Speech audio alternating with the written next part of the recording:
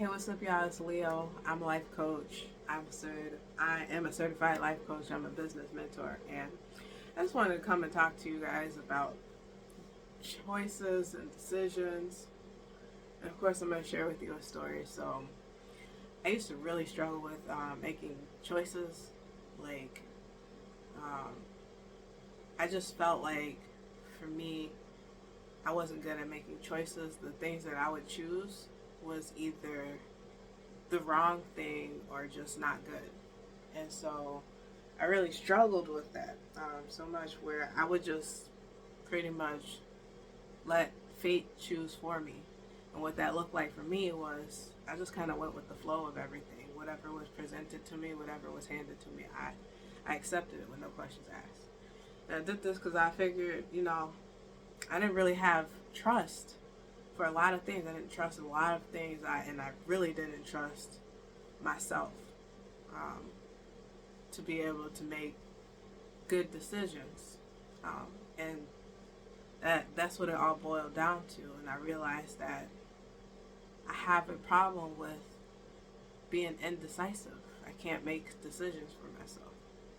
And so I wanted to ask, because I'm sure somebody can relate to this. So why do we get stuck in indecision? That's that vicious cycle of indecision.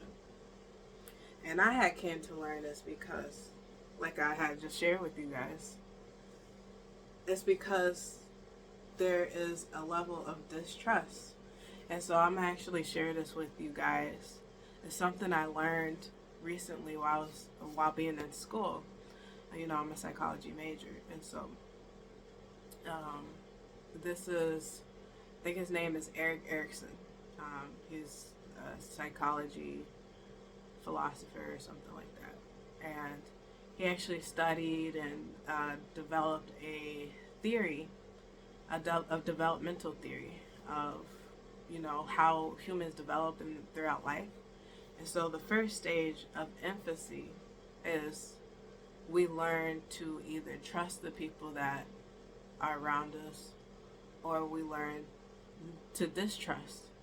And so, and then as you keep going up in age, there's infancy, there's toddlers, there's your child years, your adolescent years, or I don't know if those are the same, but then your teen years, your young adults, your adults, your elderly life, and of course like the end of life, right? In each stage, there's different developmental like main things that you need to develop in that season. And so with infancy, the the main thing being you either learn to trust or you learn to mistrust. Now, if you're a child like an infant, and you've learned that I can't trust these people to care for me properly, they're gonna hurt me or they're gonna do something bad. If you learn to mistrust, but those are also your caregivers, um, you learn to mistrust yourself also. At least this is what's happened to me, what I've understood. And so I have really had struggled with not really being able to trust people around me and not being able to trust myself. And because of that, I didn't believe in or trust anything. Not even the things I was learning in school. Like, not even my real life. Like, I didn't believe in not anything. And so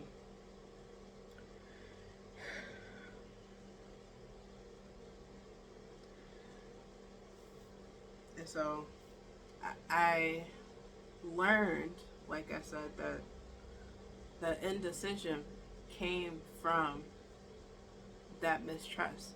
Now, a great thing about this theory that I'll share with you guys is he also does say that if you learn to develop the negative aspect in that time of development and you carry it throughout life, you are able to reverse that learning, that negative development that you learned.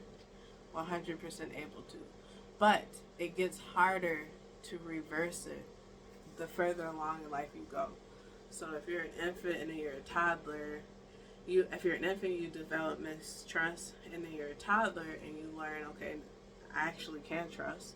It's easier as a child or a toddler to learn how to trust again, rather than if you go through child, toddler, adolescence, or childhood.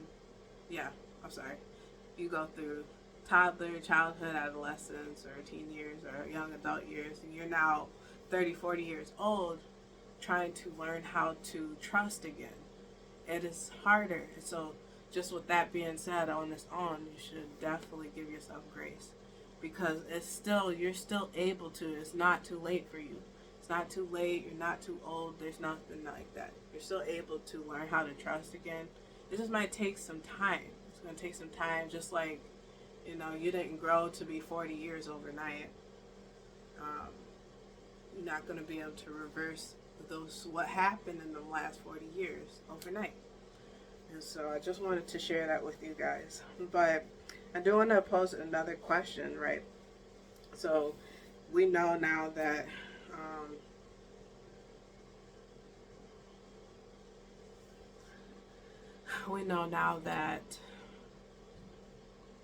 you know we are able to redevelop trust and making sound decisions, but how do we go about doing that? How do we do it? And so there's 2 points that I found in my own journey that's helped me go from not being able to trust myself, not being able to make strong, firm decisions, to being able to focus and decide on the thing and go with that thing, to the best of my ability. And I'm saying to the best of my ability because I'm still a developing person. I'm not perfect. And I tell you guys this all the time. I make a decision, or I may make a decision, and I make choices on that decision. But sometimes the choices that I make are not the right choice, and it happens. But I don't let the one wrong choice ripple into a downfall of wrong choices. I'm able to look at the wrong choice, or even if it is like a couple steps of wrong choices, look back at those wrong choices and where to start and reverse it as soon as possible. And that's the whole point. You want to kind of backtrack and see what went wrong. And so there's 2 things that I've identified to help me with this. Now, before I get into that, I do want to share something else with you guys. Now, you see me looking down. It's because I'm looking at my notes. Now, I want to share with you guys, if you've been watching me for a while, I'm very big on definitions, sharing definitions. And so I want to share with you guys the definition and the difference between making a decision and making a choice, right? Because they sound the same, right? What's the difference between a decision and a choice? I'm going to tell you. A decision is the process of consideration and resolution. And so when you're making a decision, this is a whole process. This isn't just one thing and that's it. It's a whole process that you're going through. And so what are you doing? You have to take into account. It's a process of taking into account and considering all that's in front of you, all the things that's laid out, considering every aspect of it, whatever it is, and then coming to a resolution or some kind of solution, coming to a conclusion about it. So I'll give you an example, right? A decision would be in my life, I have been diagnosed with pre-diabetes. And so my decision with, okay, the process looks like this. I have some options. I have some choices. Let me give you the definition of choices since we talked about this. So choices is to pick out or select the most appropriate of 2 or more alternatives.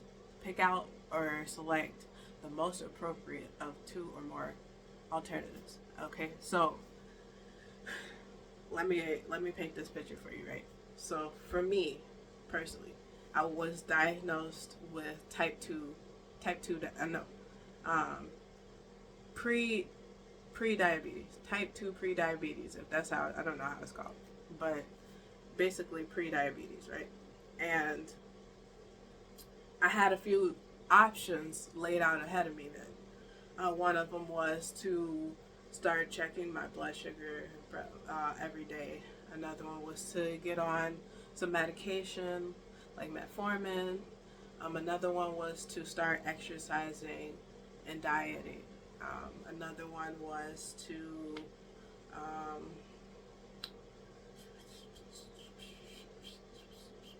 it was too soon to take insulin, but if I kept doing nothing about it, eventually I would have to take insulin, right? And so I've got all these different choices in front of me. Now the decision comes in. This is the decision, right? Because I could choose the easy route and just be like, oh, I'll just take the medication. It's going to help me lose weight. It's going to stop me from wanting to eat so much. It might mess with my health a little bit. It might give me some, diarrhea or something, but it's the easiest way. I don't have to change anything about my lifestyle, right? I could choose the easiest route, but like I said, there's all different kinds of symptoms and more destruction that comes with my health. So knowing that, okay, that's one choice. Another choice is the pricking my finger every day to check my blood pressure. And I'm not a fan of needles, and I don't mind seeing blood, but to poke myself every day, it's annoying. It's annoying. But with that, if I have to check my blood sugar so I can keep track of what's going on with my body, maybe that is a choice that I can choose, but maybe I don't have to do it every day. Maybe I'll just do it for a while so I can see where my levels are at and then see what I need to do to adjust it. And then another choice is, okay, so the diet and exercise, which would be, it'll be the most hardest thing to do, and it might take some time, but it's better for my body, it's better for my health, it's better for my mind, it's better for my soul. And so with taking all of these things into consideration, then I'm able to make a decision, and the decision is, okay, I am diagnosed with pre-diabetes, pre-type 2 diabetes, and I don't want to take medicine. And so I'm deciding to take better care of my body and my health. And off of that, maybe you might make a different decision, but off of that, my decision was, okay, I'm going to check my blood sugar when I need to, and I'm going to choose to be more active in my life. And it's going to look different. It's going to be a journey, because I'm going from, maybe I do a little bit of walking, but before your girl didn't do no exercise. I barely participated in gym. You feel me?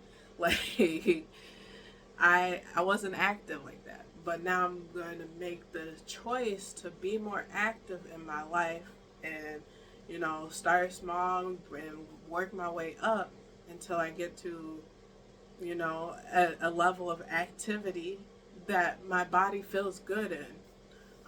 And it's going to happen.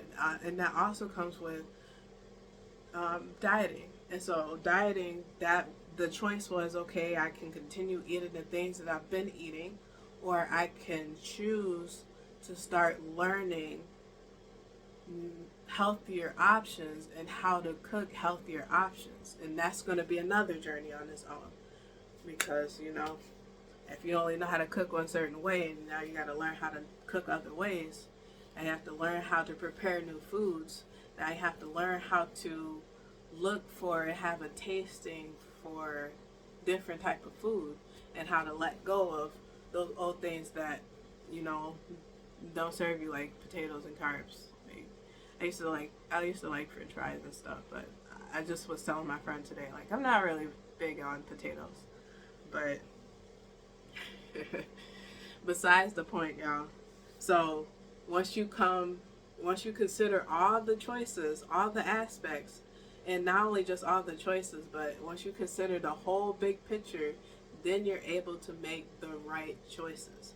Now, how do we do this though? How do we break down how do we break our indecision? Because okay, I might be able to look at all these aspects and make the right choices now, or I might be able to look at all of these aspects and different decisions, but I still feel like I don't trust myself in my decision making. Like, I feel like I might not be making the right decisions, or like I've decided that I want to eat better, I want to do better, but I'm still making the wrong choices, right?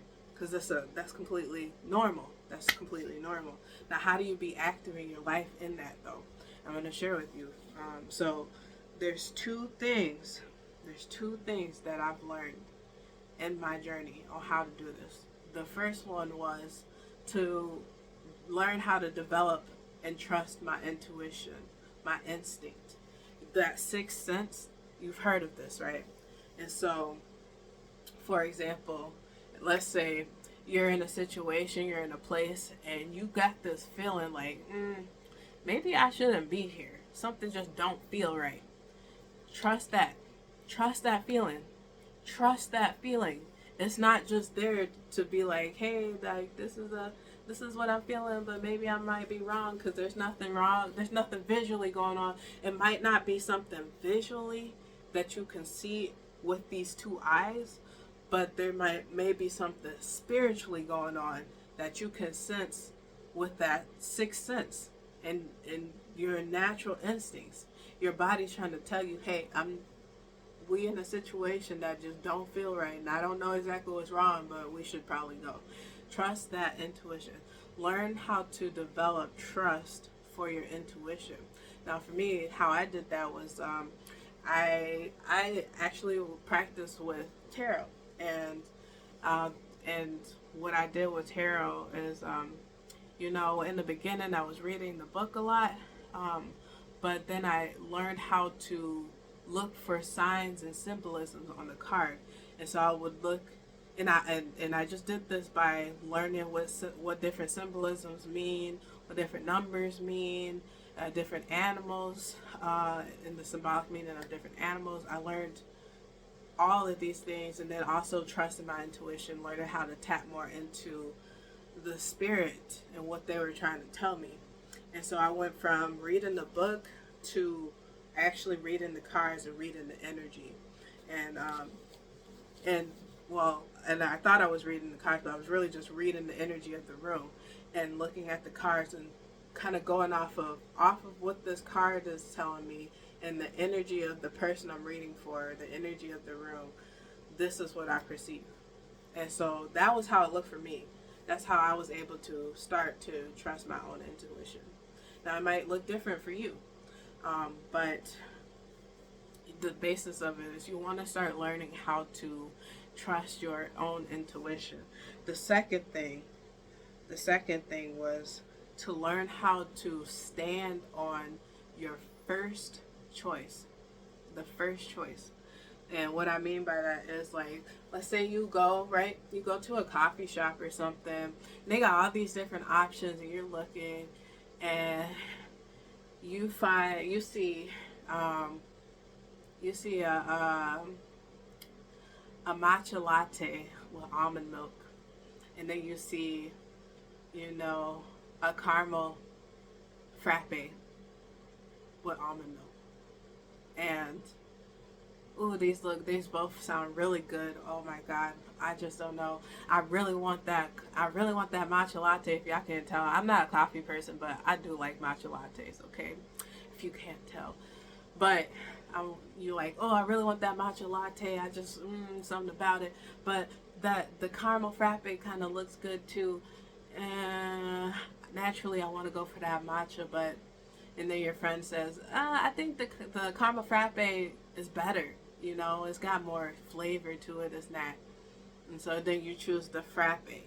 And it turns out not to be satisfying or anything that you expected it to be. It's because you didn't go with your first choice. And the whole thing about this is, like, because there's so many distractions in our world, in our life, right? There's so many distractions. And so to be able to focus in on your first choice that's going to just help you be able to choose, not only to be able to strengthen your ability to choose and make strong decisions, but to make quick decisions, you know. So be able to know, okay, this is what I'm feeling, this is what I'm thinking, this is the energy. I know I need to do this. So that's what I wanted to share with you guys today. I hope that this was helpful for you. I hope that you stayed for this long. If you did, I'm so grateful for you. Thank you for tuning in. Make sure that you hit that like button, share this with a friend, subscribe, hit that notification bell so that you get notified. Every time I post 5 times a week. And so, this is Leo. I love you so much. Hey, if you have not done this yet, I challenge you. I challenge you to a 5-day challenge. It's called the I Am Challenge. And the purpose of I Am Challenge is to help you see yourself not only in this physical world, but who the Lord says you are, who you are in the spirit. And so click the description box below for the I Am Challenge. And I'll see you next time. Bye.